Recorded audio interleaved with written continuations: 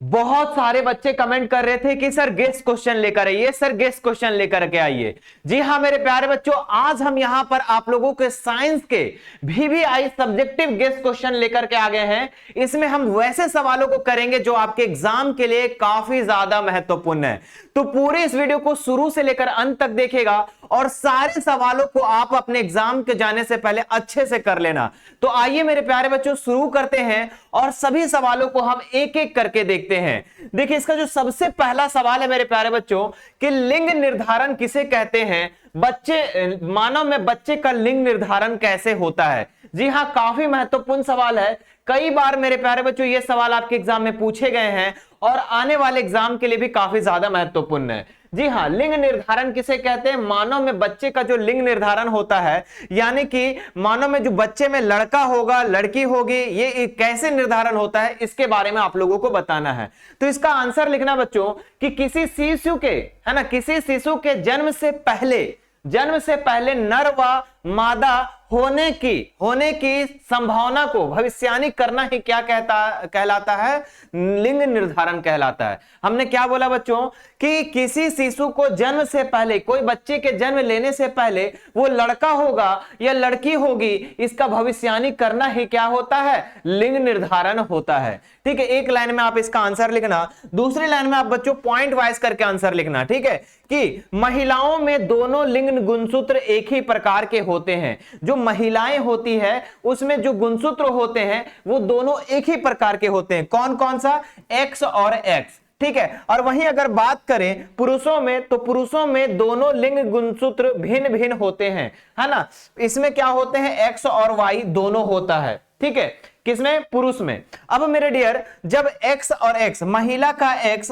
है ना और पुरुष का X मिलता है, तब यहां पर लड़की का जन्म होता है। किसका जन्म होता है, लड़की का। और वहीं अगर बात करें महिला का X और पुरुष का Y जब मिलता है बच्चों, महिला का X और पुरुष का Y, तब यहां पर लड़का का जन्म होता है। बस इसी को हम पॉइंट वाइज करके लिखेंगे।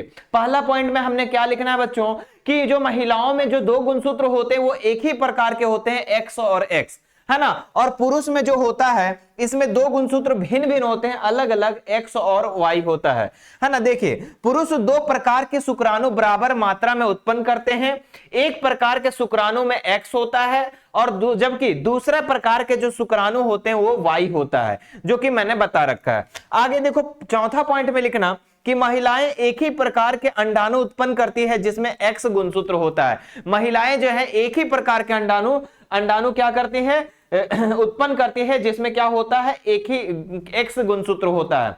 जब X गुणसूत्र वाला शुक्राणु अंडे से संयोग करता है तो XX युग्मनज बनता है, जो कि लड़की विकसित होती है। यहां पे लड़की का जन्म होता है। ठीक है, और वहीं अगर बात करें जब Y गुणसूत्र वाला शुक्राणु अंडे को निषेचित करता है तो XY, है ना, XY युग्मनज बनता है, जिससे लड़का विकसित होता है, लड़का का जन्म होता है। तो सिंपल सा फंडा यही याद रखना बच्चों कि लिंग निर्धारण किसे कहते हैं, मानव में लिंग निर्धारण कैसे होता है। तो एक लाइन में लिखना कि बच्चे के जन्म से पूर्व, है ना, वो लड़का होगा या लड़की होगी, इसका भविष्यवाणी करना ही क्या होता है, लिंग निर्धारण कहलाता है। उसके बाद पॉइंट वाइज करके लिखेगा कि महिलाओं में एक ही प्रकार के दो जो गुणसूत्र होते हैं एक ही प्रकार के होते हैं, X और X। पुरुषों में जो गुणसूत्र होते हैं वो X और Y भिन्न भिन्न प्रकार के होते हैं। और जो पुरुष में होता है मेरे प्यारे बच्चों, X और Y दोनों गुणसूत्र होते हैं, जो दोनों प्रकार के क्या होते हैं, शुक्राणु होते हैं। और महिलाओं में जो अंडाणु होता है X और X होता है। जब X और X मिलता है ना, महिला का X और पुरुष का X मिलता है तो लड़की का जन्म होता है, और जब महिला का X और पुरुष का Y मिलता है तो लड़के का जन्म होता है। बस इतना आपको पॉइंट वाइज करके लिख देंगे, फुल टू फुल नंबर यहां से मिलने वाला है। नेक्स्ट सवाल देखते हैं बच्चों। अगला सवाल क्या कह रहा है कि प्रतिवर्ती क्रिया, है ना, क्या है सवाल बच्चों, ध्यान दीजिएगा कि प्रतिवर्ती क्रिया और टहलने में क्या अंतर है ना। तो देखिए प्रतिवर्ती क्रिया यह अनैच्छिक प्रतिक्रिया है ना। यह जो क्रिया है बच्चों, प्रतिवर्ती क्रिया, ये कैसी प्रतिक्रिया है, तो अनैच्छिक प्रतिक्रिया, है ना। और यह कैसी है, तो ऐच्छिक, है ना। ये कैसा है बच्चों, तो ऐच्छिक प्रतिक्रिया, याद रखिएगा। ठीक है, ये अनैच्छिक है, ये ऐच्छिक। देखो बच्चों प्रतिवर्ती क्रिया का मतलब क्या होता है कि कोई भी चीज, है ना, कोई भी चीज अचानक सा होना। जैसे मतलब बच्चों कि मैं क्या करता हूं, आप आगे से चल रहे हो और मैं पीछे से पेन को क्या करता हूं, ऐसे क्या कर देता हूं, आपको चुभा देता हूं, ठीक है। तो आप अचानक से हाथ को हटा दोगे और कहोगे कि अरे भाई क्या हुआ। तो ये जो अचानक प्रतिक्रिया हुआ बच्चों, ये अनैच्छिक है, ये ऐच्छिक नहीं है, आपकी इच्छा के अनुसार नहीं हुआ। ये किसके अनुसार हुआ, अनैच्छिक, है ना, ये आपकी इच्छा के अनुसार नहीं हुआ, ठीक है। और ये टहलना है बच्चों, ये ऐच्छिक क्रिया। अरे हमें मन होगा तो टहलेंगे, मन नहीं होगा तो नहीं टहलेंगे।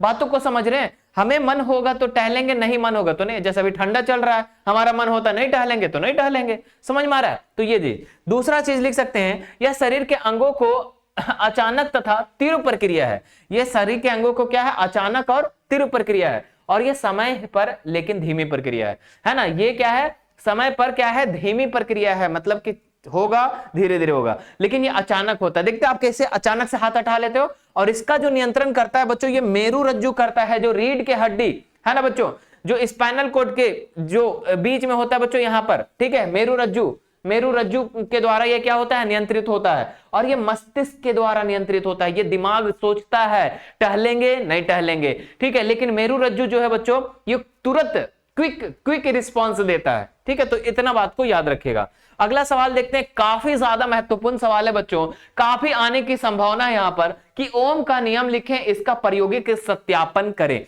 5 नंबर के सवाल पूछे जाते हैं मेरे प्यारे बच्चों। अभी मैं 2-3 सवाल को बताया, जो कि 5 नंबर और 3 नंबर और फिर 5 नंबर का सवाल मैं बताने वाला हूं। ध्यान देखिए, ओम का नियम क्या होता है, ठीक है। तो देखो बच्चों, ओम का नियम लिख करके डैश देना और लिखना कि नियत ताप पर किसी धारावाहिक चालक में, है ना, हमने क्या बोला कि नियत ताप पर किसी धारावाहिक चालक में प्रवाहित होने वाली विद्युत धारा उसके सिरों के बीच विभवांतर के समानुपाती होता है। यानी कि मेरे प्यारे बच्चों, अगर हम किसी का वोल्टेज बढ़ाते हैं तो उसमें क्या होता है, उसमें मेरे प्यारे बच्चों ये धारा का मान भी बढ़ जाता है। क्या होता है, धारा का भी मान उसी अनुपात में बढ़ता है, इसलिए कहा जा रहा है समानुपाती होता है। इसी को हम क्या कहते हैं, ओम का नियम कहते हैं। जब मेरे प्यारे बच्चों 1 वोल्ट लगाते हैं तो 1 ओम उत्पन्न होता है। अगर हम 2 वोल्ट लगाएंगे तो 2 ओम उत्पन्न होगा, 3 वोल्ट लगाएंगे तो 3 उत्पन्न होगा। इस तरीके से बातों को समझिए बच्चों। अब इसी को हम एक चित्र बनाकर बना देंगे। देखो चित्र कैसे बनाएंगे, ध्यान देना। ऐसे एक हम क्या करेंगे, परिपथ तैयार करेंगे, ठीक है। यहां पर मेरे प्यारे बच्चों इस तरीके से विभवांतर बना देंगे, ठीक है। और यहां पर आप लोग विभवांतर को कैसे मापा जाता है, तो भी से मापा जाता है, ऐसे बना देंगे, ठीक है। और यहां एक क्या लगा देंगे, ए मीटर लगा देंगे, ठीक है। और यहां पर हम कुंजी लगा देंगे, जिसको हम स्विच कहते हैं। स्विच का साइन कैसे लगाते हैं हम लोग, ऐसे लगा देंगे। और यहां पे बच्चों हम बैटरी को लगाएंगे, देख सकते हैं, सिंगल सेल, फिर एक सेल, इस तरीके से हम क्या करेंगे, एक बैटरी लगा देंगे। समझ में आ रही बातें। अब उसके बाद लिखना बच्चों, यहां पर चित्रानुसार एक विद्युत परिपथ तैयार किया गया, बिल्कुल, है ना, जिसमें एक ए मीटर, एक वोल्ट मीटर तथा सेल संयोजित है। इसमें क्या है, एक मेरे प्यारे बच्चों ए मीटर लगा हुआ है, एक वोल्ट मीटर लगा हुआ है, और एक क्या है, सेल संयोजित है ना, बैटरी संयोजित है। अब बच्चों जब सबसे पहले में विद्युत परिपथ धारा के स्रोत के रूप में एक सेल का प्रयोग करते हैं। पहले क्या करेंगे बच्चों, इसमें हम एक सेल का प्रयोग करेंगे। क्या लिखेंगे कि परिपथ में क्या करेंगे, धारा का स्रोत के रूप में क्या करेंगे, एक सेल का प्रयोग करेंगे, मतलब सिंगल जो बैटरी होता है ना, उसका प्रयोग करेंगे। यदि इसमें प्रवाहित धारा होने वाली धारा जो है 1 एम्पियर होता है, ठीक है, और विभवांतर जो है मेरे प्यारे बच्चों, यहां पर विभवांतर जो है 1 वोल्ट होता है।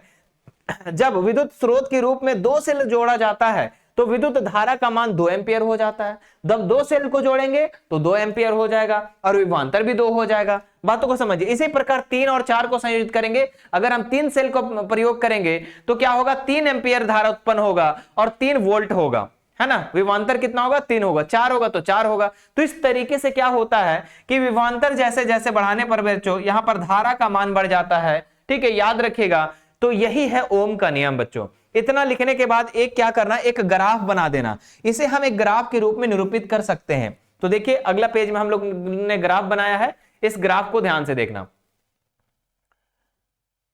हाँ, यहां पर देखो, ये ग्राफ में हमने बच्चों इस तरीके से एक लाइन दे देना प्यार से, है ना। और मेरे प्यारे बच्चों ऐसे जाएगा, इसका ग्राफ जो है जाएगा ना ऐसे जाएगा। देखो जैसे जैसे विभवांतर बढ़ते जा रहा है वैसे वैसे धारा का भी मान बढ़ते जा रहा है। अगर विभवांतर यहाँ पर 4 है तो धारा का मान 1, अगर विभवांतर 8 है तो धारा का मान 2, विभवांतर 12 है तो धारा का मान 3। समझ रहे हो, मतलब जैसे जैसे विभवांतर है ना, इसीलिए मेरे प्यारे बच्चों इससे हमारा एक फॉर्मूला बनकर निकल कर आता है कि V समानुपाती I है ना, मतलब कि V बराबर आई आर, V बराबर आई आर, यही है मेरे प्यारे बच्चों ओम का नियम। अब इसी से 3 भी फॉर्मूला निकल जाएगा, जैसे कि I बराबर हम कहेंगे तो क्या हो जाएगा, ये भी R इंटू इधर डिवाइड में हो जाएगा, तो ये भी फॉर्मूला हो जाएगा, ये भी हो जाएगा, है ना। तो इस तरीके से आप लोग को क्या करना है बच्चों, बना लेना है ओम का नियम। 5 नंबर यहां से क्लियर हो जाएगा, है ना। आगे बढ़ते हैं, नेक्स्ट देखते हैं बच्चों। यहां पर अगला सवाल क्या है कि तारे टिमटिमाते हैं ग्रह क्यों नहीं। आखिर ग्रह भी तो टिमटिमाना चाहिए। तो देखो बच्चों, तारे क्यों टिमटिमाते हैं, ग्रह क्यों नहीं। तो तारे टिमटिमाते हैं क्योंकि वे हमसे काफी दूर होते हैं, बहुत दूर होते हैं, और बिंदु जैसे दिखते हैं, है ना, जिससे पृथ्वी के वायुमंडल की अस्थिर परतों से गुजरने वाला उनका प्रकाश आसानी से अपवर्तित हो जाता है। अब मेरे प्यारे बच्चों हमें पता है कि तारे बहुत ही दूर है हमारे से, है ना। अब उसके बीच में क्या है, वायुमंडल के विभिन्न परतें हैं, किसी का घनत्व ज्यादा है तो किसी का घनत्व कम है। तो कभी मेरे प्यारे बच्चों यहां पर क्या होता है कि तारे टिमटिमाता हुआ नजर आता है, क्यों, क्योंकि यहां पर अपवर्तित हो जाता है। कभी क्या होता है, प्रकाश मुड़ता है, कभी सीधा ऐसे, है ना, जिससे टिमटिमाहट नजर आती है, टिमटिमाहट होती है। जबकि ग्रह पृथ्वी के काफी क्या होते हैं, करीब होते हैं, बहुत नजदीक होते हैं और डिस्क की तरह दिखते हैं। उनके प्रकाश कई बिंदु होते हैं, है ना, उनके प्रकाश के कई बिंदु होते हैं जिससे वायुमंडलीय विक्षेपण का प्रभाव औसत होकर स्थिर चमक होता है। मतलब यहां पर ये नजदीक होते हैं बच्चों और उस तरीके से यहां अपवर्तन नहीं होता है, इसी कारण से ग्रह यहां पर नहीं टिमटिमाते। चलिए अगले सवाल की तरफ बढ़ते हैं। नेक्स्ट क्या है महत्वपूर्ण सवाल, प्रकाश के अपवर्तन किसे कहते हैं। कई बार मैंने इस चीज को बताया है बच्चों कि प्रकाश के अपवर्तन किसको कहते हैं।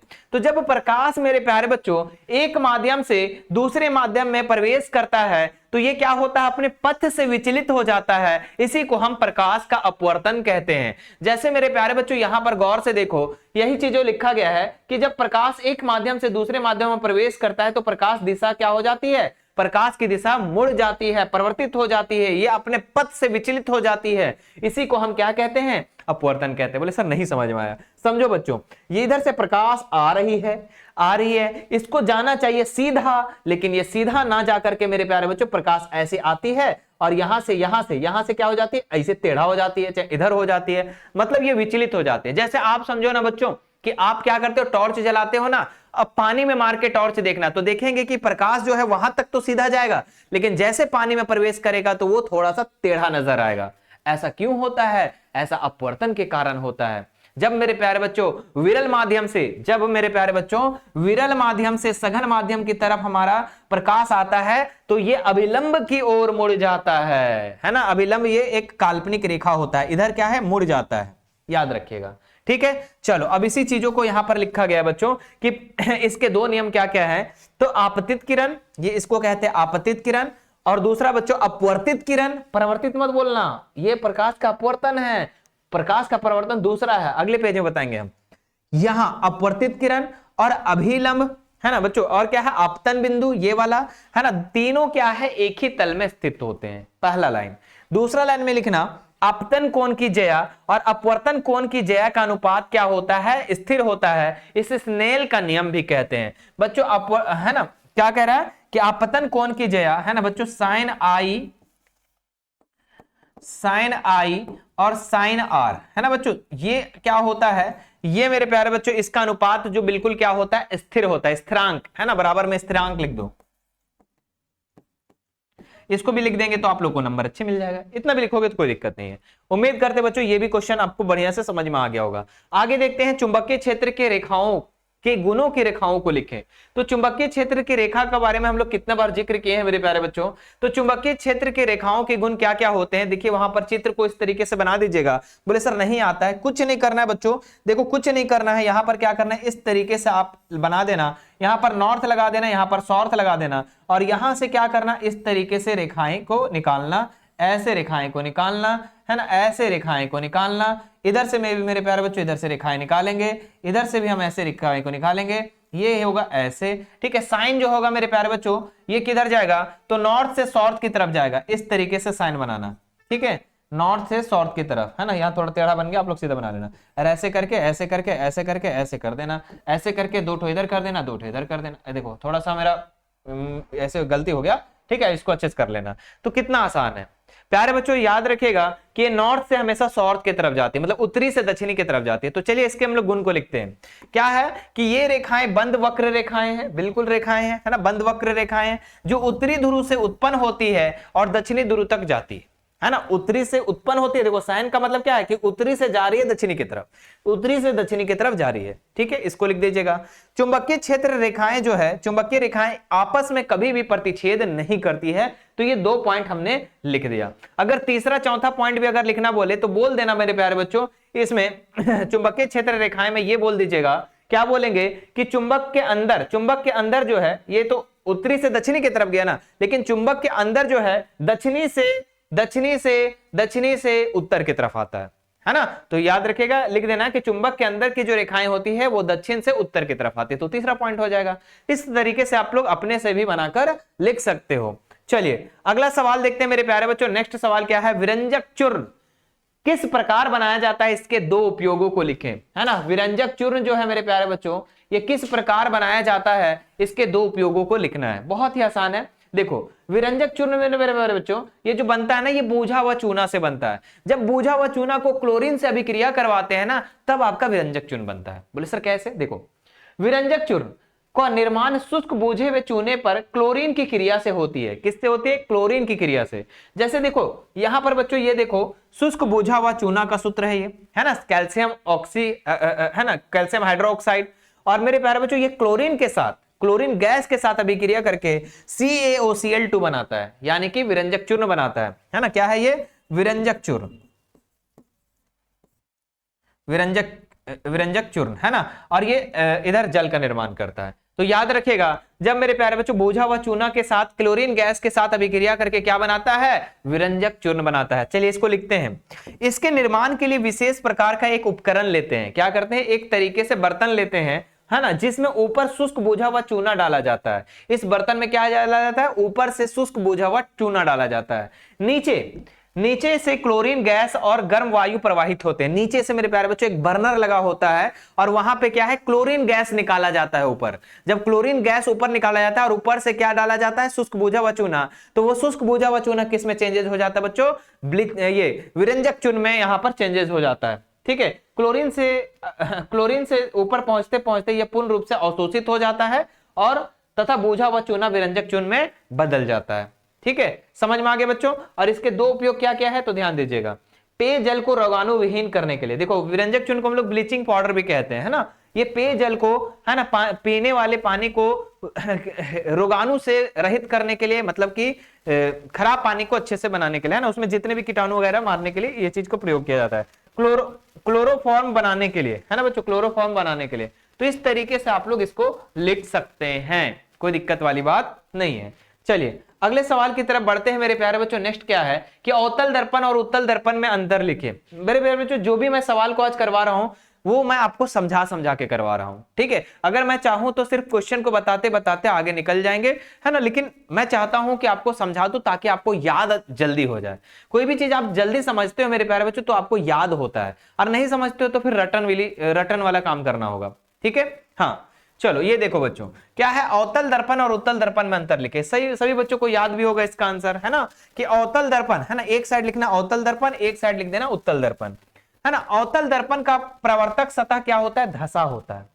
अवतल दर्पण का प्रवर्तक सतह क्या होता है बच्चों, अंदर की ओर धसा होता है, देखिए इस तरीके से, और ये प्रवर्तक सतह है, देखिए अंदर की ओर धसा हुआ है ना। हाँ, उत्तल दर्पण का प्रवर्तक सतह क्या होता है, उभरा हुआ होता है। देखो इधर प्रवर्तक सतह, जिधर हम ऐसे बनाए ना, मतलब कि उधर से किरण आएगी तो वो प्रवर्तित होगी, उसी को प्रवर्तक सतह कहते हैं।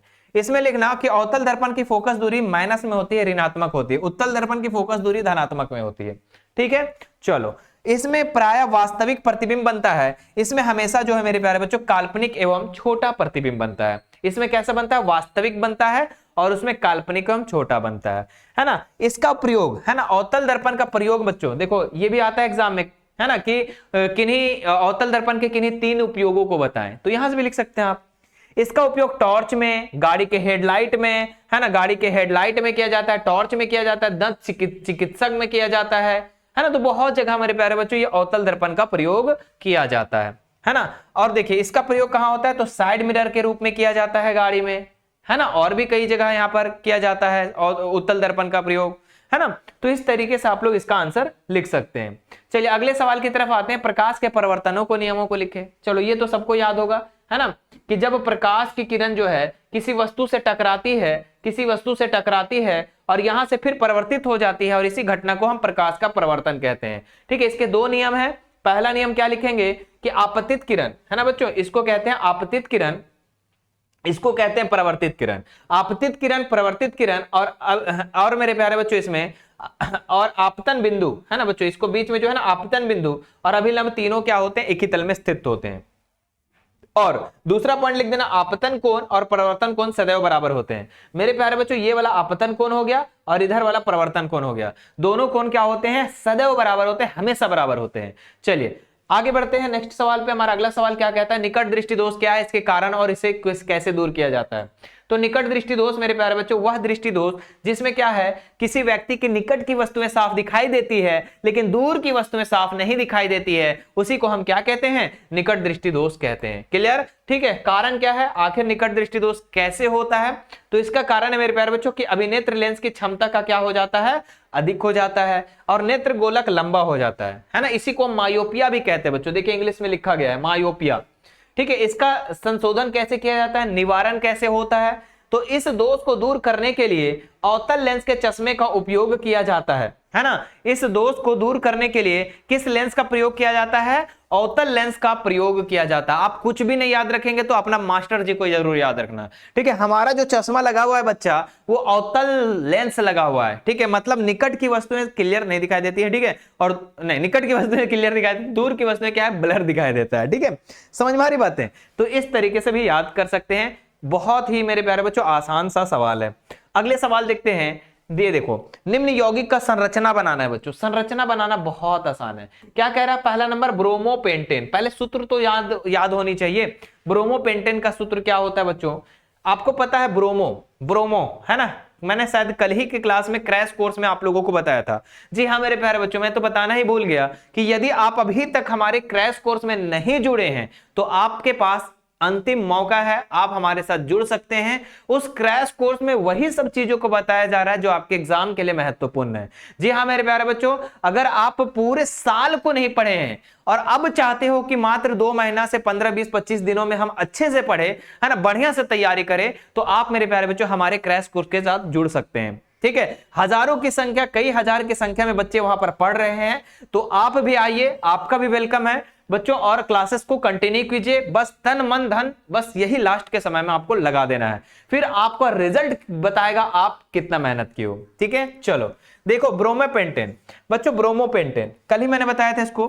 देखो पेंटेन, पहले पेंटेन का सूत्र क्या होगा, पेंटेन मतलब बच्चों कार्बन की संख्या 5, है ना। पेंटेन का सूत्र होता है C5, है ना, C5H12, यही होता है। ठीक है, और ब्रोमोपेंटेन है तो यहां पर Br जुड़ जाएगा। देखो बच्चों इसका संरचना बन जाएगा, C कहेगो 5 गो, 1 2 3 4 और ये 5, 2 2 4 1 5। ठीक है, अब यहां पर हाइड्रोजन इधर लगा दो, इधर हाइड्रोजन लगा दो, इधर हाइड्रोजन लगा दो, इधर हाइड्रोजन लगा दो, इधर हाइड्रोजन लगा दो, इधर हाइड्रोजन लगा दो, इधर हाइड्रोजन लगा दो, इधर हाइड्रोजन, इधर हाइड्रोजन, इधर हाइड्रोजन, इधर हाइड्रोजन। ठीक है बच्चों, बस यहां पर आपका Br लग जाएगा, तब ब्रोमोपेंटेन हो जाएगा। इसका सूत्र जो हो जाता है ना बच्चों, यहां पर इसका सूत्र हो जाता है C5H11 हो जाएगा और यहां पर Br हो जाएगा।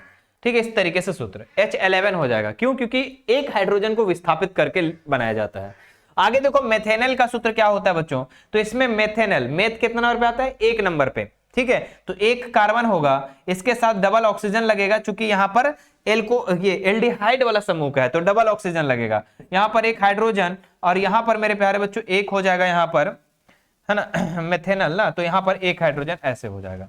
ठीक है, तो इस तरीके से हमारा हो जाएगा मेथेनल का सूत्र। क्लियर है, चलो प्रोपाइन का सूत्र को देखते हैं। प्रोपाइन कैसे बनेगा बच्चों, तो प्रोप कितने नंबर पे आता है, तो मैथ एथ प्रोप 3 नंबर पे, तो C3 हो जाएगा, C3, है ना। प्रोपाइन मतलब कि एल्काइन वाला समूह में, है ना, तो यहां पर हो जाएगा आपका 3 दूनी 6 में से 2 घटाएंगे 4, तो H4 हो जाएगा। अब इसका बनाएंगे हम लोग, कैसे बनेगा, है ना, प्रोपाइन का, तो C1, है ना, C कै गो लगाएंगे, 3 गो लगाएंगे, 1 2 3। और मेरे प्यारे बच्चों इसमें क्या होता है, ट्रिपल बॉन्ड लगता है, तो कहीं पर भी हम एक ट्रिपल बॉन्ड इस तरीके से लगा देंगे।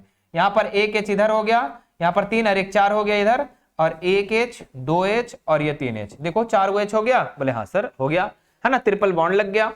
ठीक है, आगे देखते हैं बेंजीन का सूत्र। मेरे प्यारे बच्चों बेंजीन का मैंने आपको बताया था, बहुत आसान है बेंजीन का। ठीक है, C6 इसका सूत्र होता है C6H6, यही होता है इसका सूत्र। अब देखो इसका संरचना जब बनाएंगे बच्चों यहाँ पर, तो कैसे बनेगा, इसका संरचना जो बनेगा मेरे प्यारे बच्चों, C 6 को लगा दो, 1 2 3 4 5 6, दिख रहा है ना आप लोग को जी नीचे तक, हाँ दिख रहा है बच्चों। यहां पर क्या करेंगे बेंजीन में, है ना, इसमें डबल लगाएंगे, इसमें सिंगल लगाएंगे, इसमें डबल लगाएंगे, इसमें सिंगल लगाएंगे, इसमें डबल लगाएंगे, इसमें सिंगल लगाएंगे। कल ही मैंने बताया था इसके बारे में, बेंजीन का, साइक्लोपेंटेन का, सॉरी साइक्लोहेक्सेन का, मैंने कल ही बताया था बच्चों। इसमें क्या करेंगे, 1H लगा देंगे, 1H यहां लग जाएगा, है ना, 1H इस कार्बन के साथ, 1H इस कार्बन के साथ, है ना, नीचे दिख रहा है ना, ठीक है, नीचे नहीं दिख रहा होगा तो थोड़ा सा ऊपर देख लीजिएगा आप लोग। ठीक है, 1H यहां, अरे भाई, है ना, 1H यहां लग जाएगा, 1H यहां लग जाएगा, तो इस तरीके से क्या हो जाएगा, बेंजीन का सूत्र हो जाएगा बच्चों, बेंजीन का संरचना हो जाएगा। काफी ज्यादा महत्वपूर्ण है, प्रैक्टिस अच्छे से कर लीजिएगा। ठीक है, प्रैक्टिस अच्छे से कर लीजिएगा। चलिए आगे बढ़ते बच्चों, नेक्स्ट हम लोग यहाँ पर नेत्र के समंजन क्षमता से क्या अभिप्राय है। ठीक है, नेत्र के समंजन क्षमता से क्या अभिप्राय है, तो नेत्र लेंस की वह क्षमता जिसके कारण नेत्र अपनी फोकस दूरी को समायोजित करके प्रतिबिंब जो है हमेशा रेटिना पर बनाता है, उसी को हम नेत्र की समंजन क्षमता कहते हैं। फिर से समझो, है ना, नेत्र लेंस की वह क्षमता, है ना, नेत्र लेंस की वह कैपेसिटी, वो क्या करता है कि प्रतिबिंब चाहे यहां है, सॉरी हाँ, यहां पर जो वस्तु है, चाहे पर वस्तु जो है काफी दूर में है, लेकिन प्रतिबिंब जो बनेगा हमेशा रेटिना पर बनाएगा। ये हमारा नेत्र समंजन क्षमता के कारण होता है। ठीक है, आगे देखते हैं उभयधर्मी ऑक्साइड क्या होते हैं, उदाहरण दीजिए। तो प्यारे बच्चों धातु के वे ऑक्साइड, है ना, धातु के वे ऑक्साइड जिनकी प्रकृति अम्लीय तथा क्षारीय दोनों होती है, उसको उभयधर्मी ऑक्साइड कहते हैं। ठीक है, और अगर एग्जाम में आ जाए कि 2 उभयधर्मी ऑक्साइड का उदाहरण बताएं, ठीक है, तो एल्युमिनियम ऑक्साइड और जिंक ऑक्साइड, ये दोनों क्या है, उभयधर्मी ऑक्साइड। उभयधर्मी ऑक्साइड में हमने क्या बोला, जिसमें अम्लीय और क्षारीय दोनों गुण होते हैं। चलिए अगले सवाल की तरफ आ जाओ बच्चा, क्या दिया गया है कि पार्श्वक्रम संयोजन क्या है, प्रतिरोधकों के पार्श्वक्रम संयोजन के तुल्य प्रतिरोध का व्यंजक प्राप्त करें। देखो बच्चों, हमने आपको बता दिया है कि ज्यादा इंपॉर्टेंट यहां पर ओम का नियम को दिखाया जा रहा है। ठीक है, उसके बाद या तो फिर श्रेणी क्रम में यहां पर पूछा जाता है। तो देखो यहां पर पार्श्व क्रम और श्रेणी क्रम, है ना, तीनों क्वेश्चन में एक क्वेश्चन तो भाई पक्का ही पक्का आने वाला है। पार्श्व क्रम, श्रेणी क्रम, ओम का नियम, है ना, ये तीनों में से एक देखने को मिलेगा, ज्यादा चांसेस आपके ओम के नियम में बच्चों। ठीक है, देखो पार्श्व क्रम संयोजन क्या है, प्रतिरोधकों को पार्श्व क्रम तुल्य प्रतिरोध। तो पार्श्व क्रम लिखना और यहां पर लिख करके डैश देना, लिखना जब किसी, है ना, जब किसी 2 या 2 अधिक अभिकारक के पहले सिरे को, जब मेरे प्यारे बच्चों 1 2 या 2 से अधिक प्रतिरोधकों के पहले सिरे को एक साथ और दूसरे सिरे को एक साथ संयोजित किया जाता है, तो उसी को हम पार्श्वक्रम संयोजन कहते हैं। सिंपल, चित्र से ही हम बता देंगे, है ना, कि 2 या 2 से अधिक प्रतिरोध को के पहले सिरे को एक साथ और इसके दूसरे सिरे को एक साथ संयोजित किया जाता है, पार्श्वक्रम संयोजन कहलाता है। उसके बाद चित्र बना देना बच्चों, 3 को प्रतिरोध लगा देना और इसके तीनों का पहला छोर एक जगह, इसका तीनों का पहला छोर एक जगह, दोनों मिला करके, और बच्चों एक परिपथ तैयार कर देना। परिपथ तैयार करना बहुत आसान है, इस तरीके से डालना, यहाँ पर देखो बैटरी डाल देना या कुंजी डाल देना या एमीटर डाल देना, हो जाएगा। उसके बाद लिखना मेरे प्यारे बच्चों, चित्रानुसार निम्न प्रतिरोध R1 R2 R3 को पार्श्व क्रम में संयोजित किया जाता है, जिनसे प्रवाहित होने वाली धारा जो है I1 I2 I3 है। इस परिपथ में कुल धारा का मान जो है सभी धाराओं के योग के बराबर हो जाएगा। ठीक है, इतना लिख देना। उसके बाद I बराबर क्या होगा, I1 I2 I3। ठीक है, बहुत बढ़िया से बच्चों इस तरीके से लिख दीजिएगा। अब यहां पर ओम का नियम लागू होगा। ओम का नियम में हमने क्या बोला था बच्चों, I बराबर V बटा R, तो लिख देंगे कि कुल विभवांतर तथा प्रतिरोध के ओम का नियम से, तो I बराबर क्या होता है, V बटा R। अब सभी पर क्या करेंगे, इसको लागू करेंगे बच्चों। ठीक है, देखो सभी प्रतिरोधकों को ओम का नियम लागू करेंगे यहां पर। तो I1 लेंगे तो VR1 होगा, है, I2 लेंगे तो V बटा R2 होगा, I3 लेंगे तो V बटा R3 होगा, और सभी को क्या करेंगे, योग कर देंगे। देखिए यहां क्या लिखा गया है, समीकरण 1 से। समीकरण 1 में हमने क्या पढ़ा था कि I बराबर I1 I2 I3 को क्या करना होगा, जोड़ना होगा। तो हम इसी तरीके से I बराबर सूत्र क्या था, V बटा R, तो V बटा R, I1 बराबर V बटा R1, I2 बराबर V बटा R2, I3 बराबर V बटा R3, इस तरीके से ले लेंगे। और यहाँ V बटा R, ये बच्चों यहाँ पर V बटा R1, V बटा R2, V बटा R3 जो है, इसमें हम कॉमन क्या ले लेंगे, V को कॉमन ले लेंगे, और V भी कट जाएगा तो यहाँ पर 1 बटा R बचेगा, 1 बटा R1, 1 बटा R2, 1 बटा R3, और ये इसी से हमका आपका फॉर्मूला निकल कर आता है पार्श्वक्रम का बच्चों। ठीक है, मैंने बहुत बढ़िया से इसको बताया है, बढ़िया से लिख लिख कर बताया है। ठीक है, अभी आप लोगों को सिर्फ क्वेश्चन को हम लोग ज्यादा देखने का प्रयास कर रहे हैं। ठीक है, कि क्वेश्चन कौन कौन से आते हैं। धातु एवं अधातु के 3 भौतिक एवं 2 रासायनिक गुणों का अंतर लिखे। बड़ा आसान है भाई, लिख दोगे, है ना, कि धातु उष्मा और विद्युत दोनों का सुचालक होता है, अधातु उष्मा और विद्युत का सुचालक नहीं होता है, धातु में तन्यता और आघातवर्ता का गुण होता है, और इसमें अधातु में भंगुर होता है। देखो हमें याद है बच्चों, तो क्या आपको याद नहीं है? आप तो एग्जाम लिखने जा रहे हो, है ना। धातु को पीटने से ध्वनियां उत्पन्न होती है, अधातु को पीटने से ध्वनियां उत्पन्न नहीं होती है। रासायनिक अंतर बोलेगा तो पहला लिख देना कि धातु इलेक्ट्रॉन त्याग कर धन आयन बनाते हैं और अधातु इलेक्ट्रॉन त्याग कर ऋण आयन बनाते हैं। इसमें लिख देना धातु ऑक्सीजन के साथ भास्मिक ऑक्साइड बनाता है, मतलब कि क्षारीय ऑक्साइड बनाता है, और अधातु ऑक्सीजन के साथ अम्लीय ऑक्साइड बनाता है। बस खत्म, क्या दिक्कत है भाई। आगे देखते हैं बच्चों, श्रेणी क्रम के बारे में थोड़ा सा हम लोग देख लेते हैं। ये भी बहुत आसान है बच्चों, कुछ हार्ड नहीं है। देखो श्रेणी क्रम संयोजन किसे कहते हैं और इसके समतुल्य प्रतिरोध। देखो ये सब सवाल बच्चों जो आपके 5 नंबर के सवाल पूछे जाते हैं। ठीक है, 5 नंबर के सवाल। तो देखो इसको कैसे बनाओगे प्यारे बच्चों, लिखना श्रेणी क्रम, है ना, और श्रेणी क्रम में लिखना, देखो ये याद नहीं है ना, हमारी बात को खाली ध्यान से सुनो, है ना। ये पहला प्रतिरोध, ये दूसरा प्रतिरोध, ये तीसरा प्रतिरोध। लिखना मेरे प्यारे बच्चों, पहले प्रतिरोध का दूसरा सिरा, है ना, ये दूसरा सिरा हो गया, दूसरे प्रतिरोध का पहला सिरा के साथ, है ना, दूसरे प्रतिरोध का दूसरा सिरा तीसरे प्रतिरोध का पहला सिरा के साथ संयोजित किया जाता है, इसी को हम श्रेणी क्रम संयोजन कहते हैं। क्लियर, कितना आसान है ना। पहले प्रतिरोध का दूसरा सिरा दूसरे प्रतिरोध का पहला सिरा के साथ, और दूसरे प्रतिरोध का दूसरा सिरा और तीसरे प्रतिरोध का पहला सिरा के साथ संयोजित किया जाता है, उसी को हम श्रेणी क्रम संयोजन कहते हैं। लिख दीजिएगा। हम बोले इसको याद नहीं है, बस चित्र को याद रखो, याद हो जाएगा। अब देखो बच्चों, चित्र तो बनाना बड़ा आसान है। पहला प्रतिरोध, दूसरा प्रतिरोध, तीसरा प्रतिरोध लाइन से करना। पार्श्व क्रम में हमने क्या करा था, वहां पर तीनों प्रतिरोध का पहला सिरा और दूसरा सिरा तीसरा सिरा को जोड़ दे रहे थे एक में। ठीक है, लेकिन यहां पर तीनों को अलग अलग लिखना है बच्चों। ठीक है, उसके बाद लिखना इस तरीके से बैटरी बना देना, कुंजी बना देना, एमीटर बना देना।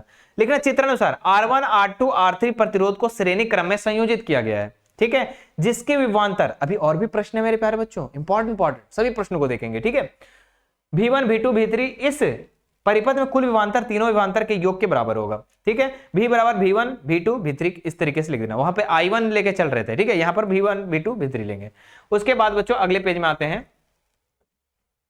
और यहां देखते हैं, यदि परिपथ में प्रवाहित धारा I है तो कुल प्रतिरोध ओम के नियम से। बच्चों यहां पर भी ओम का नियम लगाएंगे तो V बराबर क्या होता है, IR। हमने पढ़ा भी था अभी स्टार्टिंग में कि V बराबर क्या होता है, IR। ओम का नियम में यह होता है।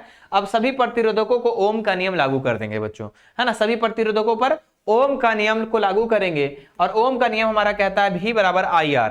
तो V1 लेंगे तो IR1 लेंगे, V2 लेंगे तो IR2 लेंगे, V3 लेंगे तो IR3 लेंगे। ठीक है, और समीकरण 1 में हमने क्या पढ़ा था कि V बराबर V1, V2, V3। तो V बराबर फॉर्मूला क्या था, IR1, तो IR1 लिख देंगे। V2 बराबर क्या था, IR2, तो IR2 लिख देंगे। V3 बराबर क्या था, IR3, तो IR3 लगा देंगे। अब इसमें देखेंगे बच्चों कि I कॉमन है, तीनों में I है, और तीनों का I एक ही है, तो कॉमन ले लिए I। यहाँ पे I से I कैंसिल हो जाएगा, तो R बराबर क्या होगा, R1 plus R2 plus R3। तो इस तरीके से श्रेणी क्रम का फॉर्मूला क्रिएट हो जाता है, और यही चीज आपको बताना होता है। लिखेंगे अर्थात श्रेणी क्रम संयोजन तुल्य प्रतिरोध सभी प्रतिरोधकों के बराबर होता है। खत्म। तो इस तरीके से बच्चों आप लोग बना लेना। ठीक है, तो तीनों में से एक क्वेश्चन आप लोग को जरूर देखने को मिलेगा बच्चों। अब देखो एक और सवाल है यहाँ पर, समवायता किसे कहते हैं, ब्यूटेन और पेंटीन के समवायों के नाम और संरचना सूत्र लिखे। देखो कई बार बता चुके, लगभग 3 से 4 बार। ठीक है बच्चों, एक बार मैं इसमें बता देता हूं, आप लोग अपने से कर लेना, है ना। पहले देखो समवायता किसे कहते हैं बच्चों, वैसे, है ना, ऐसे विभिन्न यौगिक जिसका अणुसूत्र समान हो लेकिन संरचना अलग अलग हो। अणुसूत्र सेम हो लेकिन संरचना क्या हो, अलग अलग हो, भिन्न भिन्न हो, मतलब कि चित्र अलग अलग हो, है ना, उसी को हम क्या कहते हैं, उसी को हम समवायता कहते हैं। ठीक है, बस इतना लिख दीजिएगा, और इस घटना को ही हम क्या कहते हैं, समवायता। अब यहाँ पर 2 चीजों को पूछ रहा था, ब्यूटेन और पेंटेन का। ठीक है, ब्यूटेन और पेंटेन का। चलिए हम एक एक बार कर जल्दी से मैं बता देता हूं एक बार। ठीक है, पहले ब्यूटेन का लिखता हूं। ब्यूटेन का सूत्र क्या होता है बच्चों, तो इसका सूत्र होता है ब्यूटेन का C4H H10 यही होता है। ठीक है, अब इसका दो चित्र बनता है बच्चों, है ना। पहला चित्र का मैं अगर बात करूं, ठीक है, नोट करते चलना बच्चों, है ना। पहला चित्र होता है C कई गो है, 4 गो है, तो 4 गो C लगा देंगे और चारों साइड बच्चों H H H लगा देंगे, तो ये नॉर्मल ब्यूटेन हो जाएगा बच्चों। इसका नाम क्या हो जाएगा? नॉर्मल ब्यूटेन हो जाएगा। ठीक है, इसका नाम क्या हो जाएगा? Normal butane. चलिए, उसी के बाद अगर बच्चों इसका एक और देखो, सेम अनुसूत्र समान, अब इसका चित्र एक और बन सकता है। कैसे बन सकता है? तो C लगा दो बच्चों, कै गो था? 4 गो, तो 3 गो लाइन से लगा दो, एक नीचे लगा दो, दूसरा चित्र हो गया बच्चों। यहां पर क्या करेंगे? एक H यहां लगा दो, एक H यहां लगा दो, एक H यहां लगा दो, एक H यहां लगा दो, ठीक है, एक H यहां लगा दो, एक H यहां लगा दो, एक H यहां लगा दो। ध्यान देना है कि सभी कार्बन के साइड चारों एक एक बॉन्ड होना चाहिए। इस C के एक ही साइड है बच्चों, तो इसके चारों लगा देंगे, 4 गो बॉन्ड, है ना। तो इधर हो गया, तो देख लो यहां पर H की संख्या 10 हो गया, तो इसका हम लोग नाम दे देंगे बच्चों आइसोब्यूटेन। क्या लिख देंगे? आइसोब्यूटेन। इसका एक और नाम होता है बच्चों कि एथिल, है ना। इसका नाम होता है एथिल प्रोपेन, है ना, एथिल प्रोपेन। ठीक है, याद रखिएगा। बोले क्या है सर? देखो लाइन से जो C दिया है ना, तो उससे हमारा प्रोपेन बन जाएगा, और नीचे एक ठो C रहता है तो उसको हम एथिल बोलते हैं। चलिए, तो इस तरीके से हम लोग ब्यूटेन लिख दिए। अब पेंटेन का भी बच्चों 3 ठो समवायता होता है। कितना? 3 ठो। इसको आप लोग स्क्रीनशॉट ले लो बढ़िया से। हम लोग अब पेंटेन के बारे में सीखेंगे। चलिए, इसको मिटाते हैं बच्चों, है ना। इसको क्या करते हैं? मिटाते हैं, और फिर से हम लोग पेंटेन के बारे में देखते हैं, है ना। पेंटेन का सूत्र क्या होता है? नेक्स्ट दूसरे पेन से लिखते हैं। पेंटेन का सूत्र जो होता है बच्चों, ये क्या होता है? तो C5H12 होता है बच्चों। इसका संरचना कैसे कैसे हो सकता है? तो 3 तरीके से। पहला, C कै गो है? 5 गो, तो 5 गो लगा दो एकदम लाइन से, 2 2 4 1 5। ठीक है, अब चारों साइड एक एक H लगा दो। तो बच्चों जब चारों साइड एक एक H लगा दें, और ये एक तरीके से क्या है? नॉर्मल है, तो हम इसको लिख देंगे नॉर्मल पेंटेन। क्या लिख देंगे बच्चों? इसका नाम नॉर्मल पेंटेन, है ना। इसका नाम लिख देंगे नॉर्मल पेंटेन। और उसी प्रकार मेरे प्यारे बच्चों, इसका एक और चित्र हो जाएगा। C कै गो है? 5 गो ना, तो 4 गो लाइन से लिख दो, 4 गो लाइन से लिखो, और एक कहीं बच्चों नीचे लिख दो, है ना, एक नीचे लिख दो। अब इसका हम लोग बनाएंगे एक H एक H एक H यहां हो गया, एक H यहां हो गया, एक H यहां, एक H यहां।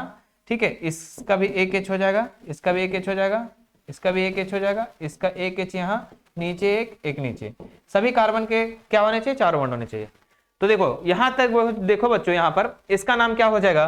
तो इसका नाम हो जाएगा आइसोब्यूटेन, सॉरी आइसोप्रोपेन, ये क्या बोलते हैं उसको? Pentane, isopentane. ठीक है बच्चों, तो 2 हो गया। इसका 3 ठो समवाय बनता है, मतलब इसका 3 संरचना बनता है। तो एक और संरचना कैसे हो सकता है? तो चलिए देखते हैं। यहां पर 4 गो लिए थे लाइन से, अब 3 गो ले लो लाइन से, और एक ऊपर C लिख दो, एक नीचे C लिख दो। यहां पर एक H एक H एक H, यहां पर एक H, यहां पर एक H, यहां पर एक H बच्चों, यहां पर एक H, यहां पर बच्चों एक H एक H एक H, यहां पर एक H, यहां पर एक H। देख लो सब गिन करके H 12 गो है कि नहीं है? H 12 गो है कि नहीं है? सो देख लो। तो बोले हाँ सर है। इसका नाम क्या हो जाएगा? तो इसको नाम हो जाएगा नियोपेंटेन। क्या हो जाएगा बच्चों? नियोपेंटेन हो जाएगा। ठीक है, तो इस तरीके से इसके 3 पेंटेन के 3 संरचना होते हैं, ब्यूटेन के 2 संरचना। ठीक है, बढ़िया से याद कर लेना है। अगला सवाल देखते हैं बच्चों, संतुलित रासायनिक समीकरण क्या है? रासायनिक समीकरण को संतुलित करना क्यों आवश्यक है? कितना लॉलीपॉप सवाल है, बचपन से आप लोग याद करते आ रहे हैं कि ऐसी रासायनिक समीकरण जिसमें क्या हो, जिसमें मेरे प्यारे बच्चों अभिकारकों के साइड परमाणु संख्या और उत्पादों की साइड परमाणु संख्या क्या हो, बराबर हो, उसी को संतुलित रासायनिक समीकरण कहते हैं। उसका एक उदाहरण दे दीजिएगा कि देखो यहाँ हाइड्रोजन 2 है, यहाँ हाइड्रोजन 2 है, यहाँ हाइड्रोजन 2 है, और यहाँ ऑक्सीजन 1 है, तो यहाँ हम लगा देंगे मेरे प्यारे बच्चों 2। तो अरे एक मिनट सब्र करो, है ना, सब्र करो, खुल जा सिम सिम।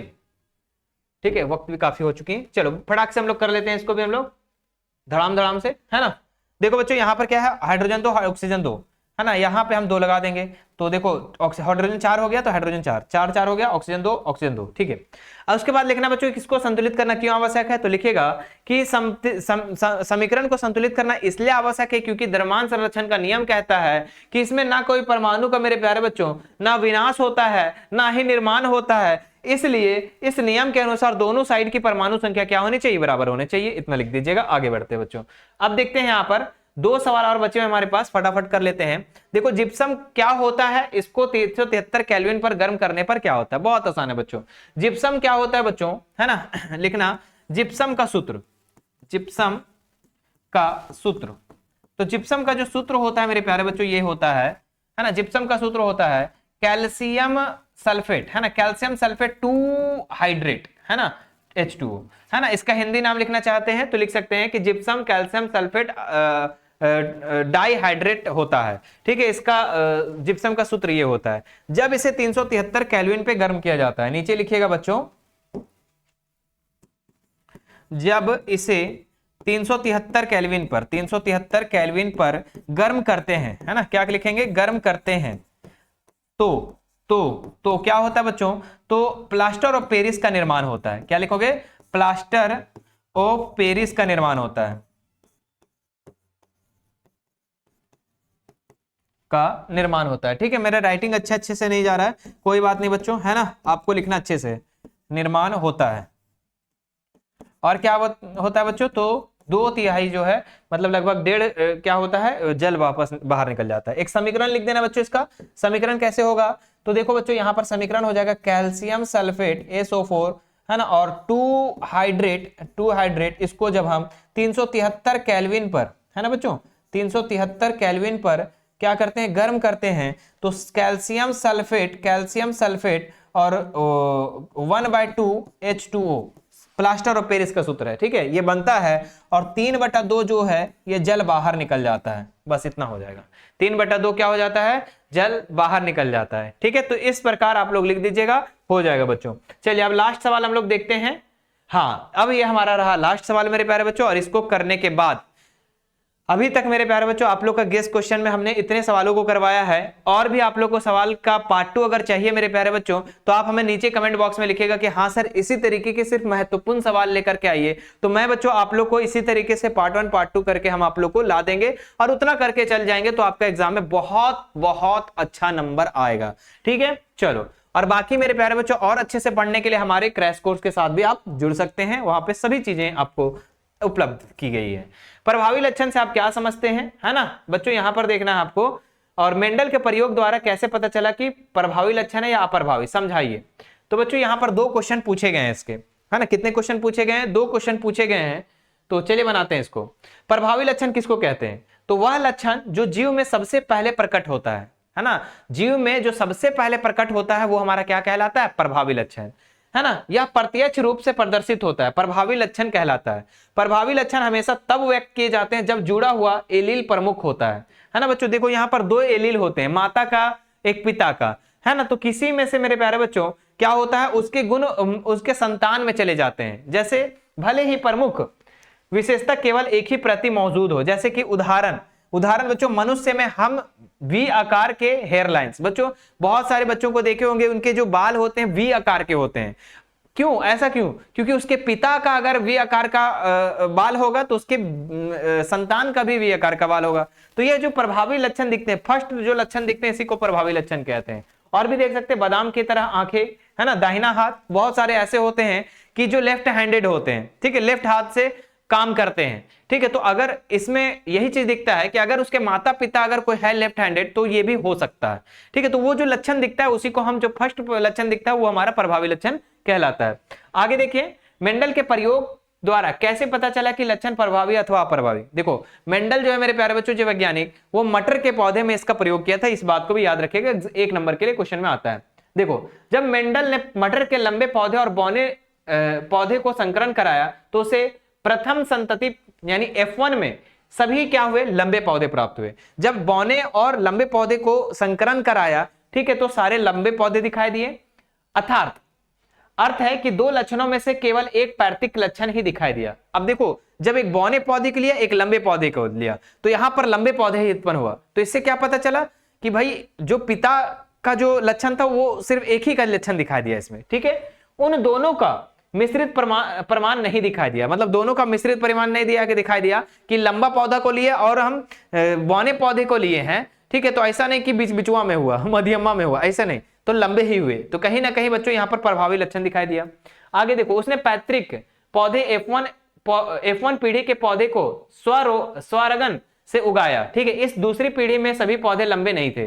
अब देखो, जब जो पौधे उत्पन्न हुए लंबे पौधे, उसको फिर से संकरण कराया गया, फिर से उसको बोया गया, और फिर पता चला कि अब लंबे पौधे नहीं बौने पौधे हो गए, ठीक है। इसमें 1/4 पौधे बौने थे। मेंडल ने लंबे पौधे के लक्षण को प्रभावी और बौने पौधे के लक्षण को अप्रभावी गया, मतलब जो डायरेक्ट जो लक्षण दिखाई दिया फर्स्ट बार में वो प्रभावी हुआ, और जो सेकंड बार संकरण कराने के बाद जो बौने पौधे प्राप्त हुए वो अप्रभावी हो गए बच्चों, ठीक है। तो इस प्रकार आप लोग का ये क्वेश्चन भी काफी ज्यादा महत्वपूर्ण है बच्चों, ठीक है। उम्मीद करते हैं कि आज का सवाल आप लोगों को बहुत मजा आया होगा, और इसमें से जितने सवाल मैंने कराया बच्चों, ठीक है, जितने लगभग मैंने 20 सवाल को करवाया है, ठीक है।